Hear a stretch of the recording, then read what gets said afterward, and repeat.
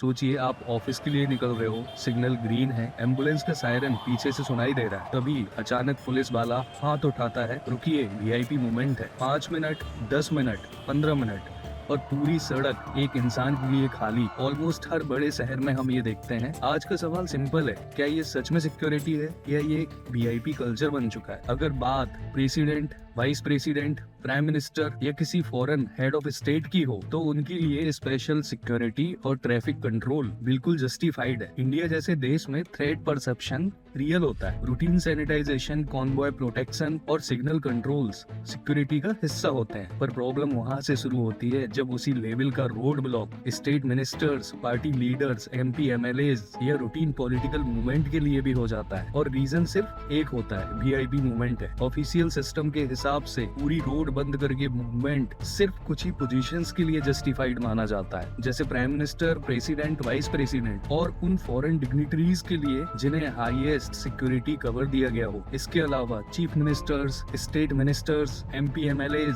Party presidents, bureaucrats या बड़े businessman, इन सब के लिए ऑटोमेटिक जीरो ट्रैफिक मूवमेंट किसी सेंट्रल रूल में डिफाइंड नहीं है। अगर कहीं हूँ तो बताइएगा, मैं करेक्ट कर लूंगा। फिर भी ग्राउंड पर ये सब रेगुलरली होता है। यही गैप है पॉलिसी और प्रैक्टिस के बीच। अब सोचिए, जब कॉन्वॉय गुजरता है तो पुलिस पूरा रूट क्लियर कराती है। पेपर पर ये ऑपरेशन सिर्फ कुछ मिनट्स का होता है, लेकिन रियल लाइफ में ये कुछ मिनट्स कभी कभी आधा घंटा बन जाता है। और इस डिले का बर्डन कौन उठाता है? ऑफिस जाने वाला एम्प्लॉय, स्कूल वैन में बैठा हुआ बच्चा, delivery worker, taxi driver, ambulance. जब रोड्स ब्लॉक होती है तो अक्सर इमरजेंसी व्हीकल्स के लिए कोई 3 कॉरिडोर रेडी नहीं होता। इंस्ट्रक्शन सिर्फ एक होता है, मूवमेंट को क्लियर कराना है। फिर भले ही पेशेंट हो, वो सेकेंडरी बन जाता है। यहीं से ये सिर्फ इनकन्वीनियंस नहीं रहता, ये पब्लिक कॉस्ट बन जाता है। प्रोडक्टिविटी का लॉस होता है, मेंटल स्ट्रेस होता है और पब्लिक फ्रस्ट्रेशन भी होता है। एक बात और याद रखना चाहिए, इस देश की जो प्रेजेंट रूलिंग गवर्नमेंट है उसने खुद कहा था कि